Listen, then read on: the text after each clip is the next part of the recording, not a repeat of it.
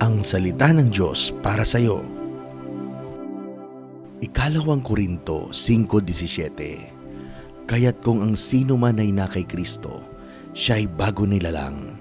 Lumipas na ang dati niyang pagkatao at narito, ang lahat ay naging bago. Kaibigan, hindi ka na bihag ng iyong nakaraan. Binago ka na ni Kristo. Sa Kanya, may bago ng simula, may bago ng pagkatao at may bago ng direksyon. Huwag mong hayaan na ang dating ikaw ay hahadlangan ang magandang kinabukasan mo.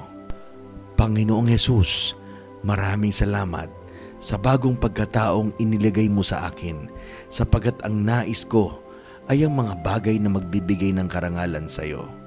Tulungan mo akong talikuran ang dati kong buhay, ang lumang buhay, at ngayon ako'y maglilingkod sa iyo. Itataas kita, pararangalan kita, mula ngayon at magpakailanman. Amen.